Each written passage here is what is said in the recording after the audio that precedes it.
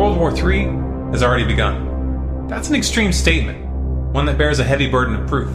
You should be skeptical. However, it's important to note that real skepticism is not blind disbelief, but rather the suspension of belief until sufficient evidence is provided. In this video, we're going to provide you with that evidence. Everything we talk about here will be documented in links in the description. I strongly encourage you to do your own research and to verify what we're talking about. Let's start with the definition of a world war. World War I and World War II weren't named as such because they involved every single country on the planet, but rather because these conflicts drew in the most powerful nations and were spread out over a large geographical area. Now, though the reductionist history we're taught in school marks the beginnings of the first two world wars at specific physical flashpoints such as Hitler's invasion of Poland for Europe or the attack on Pearl Harbor for the United States, the early stages of these conflicts had actually begun to develop many years prior. For example, Japan's attack on Pearl Harbor was a culmination of many months of intentional provocation by the US. This was revealed in the 8 Points Bulletin, which was declassified years later, but it's still never mentioned in textbooks. Likewise, the mutual defense treaties which were immediately activated by this attack were already in place, and the secondary results could have easily been predicted by anyone who had been paying attention. Unfortunately, at that time, the internet wasn't available. The public was caught completely off guard. World War I planted the seeds for World War II, which transitioned directly into the Cold War.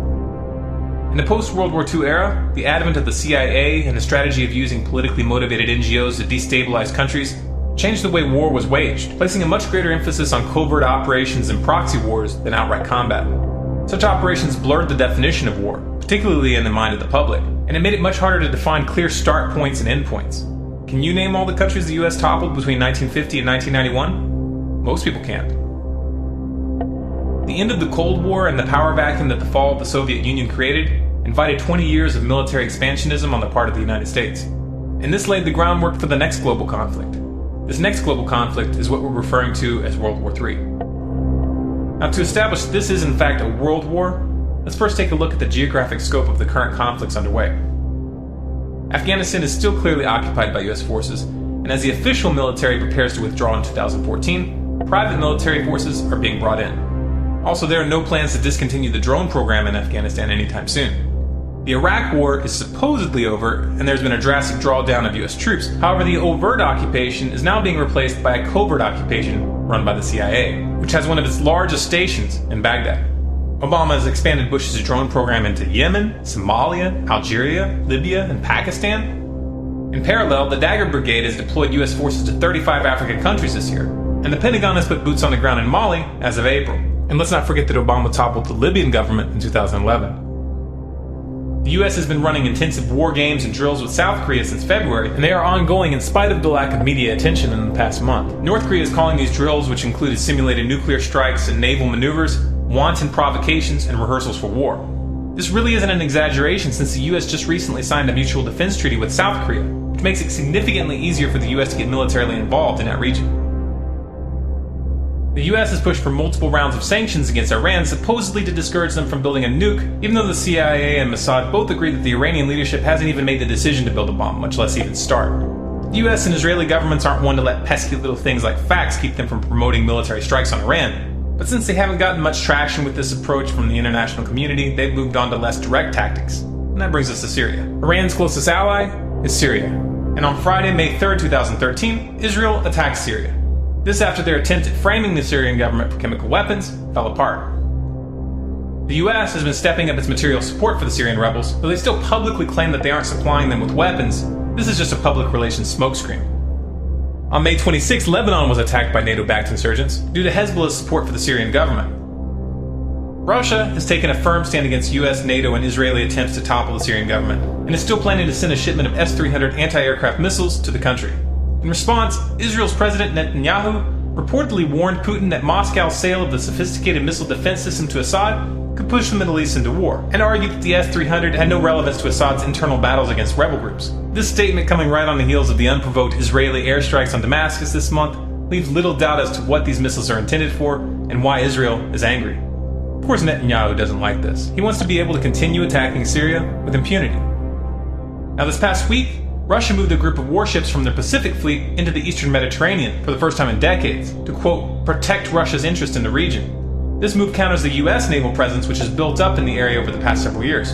Both of these moves are direct statements about their intentions regarding Syria and Iran. This is only a rough summary of the early stages of this conflict. Much is being left out here.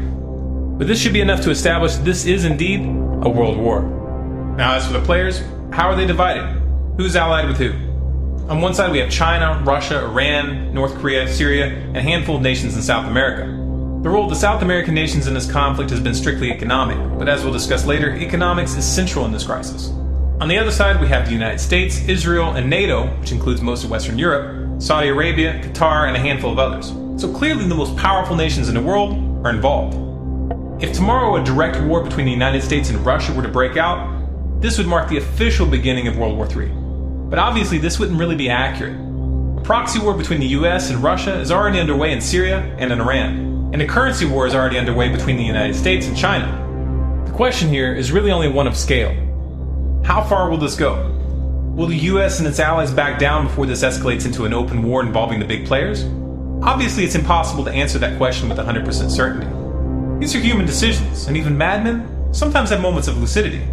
However, when you understand why these wars are happening, it becomes clear that it is highly unlikely that the US and its allies will back down. So why is this happening? What is the motive for this aggressive posture by the United States and its allies? We've talked about this in detail in a number of videos, including The Road to World War III, which explains the history of the petrodollar and how it pertains to this current conflict. So we won't rehash all those details here. But to summarize, this war is a war for the control of the global financial system. The dollar is nearing the end of its days, and the powers that be know this. They could let the dollar fall and allow the rest of the world to choose their own course. But they don't want to. The powers that be would much rather take a gamble and stake it all in an attempt to control the currency that will replace the dollar. If they have it their way, this new currency will be a truly global currency. I think we've all got to move towards that opportunity, and I think the challenge also is whether we should move towards an international currency, because the speculation and the complexity of currency has caused some of the irritation, not only among the trading nations, but among individuals.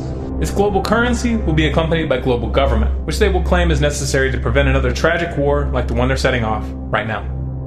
It's a classic problem-reaction-solution setup, where those that create the problem manipulate the public into accepting a solution that puts more power into their hands. They are going to attempt this one way or another. If they don't, then they will lose everything. The question is, how will we respond? Will you fall for this? Will you send your sons and daughters to fight in these corrupt wars with your eyes closed and your hand on your heart? Or will you at least speak out? This is the real variable. This is what will determine the final outcome. If you appreciate this message, and if you want others to hear it, you can help by liking this video, adding it to your favorites, and sharing it to Facebook, Twitter, your blog, and by sending it to your friends via email. If you'd like more videos like this, subscribe to Storm Clouds Gathering on YouTube.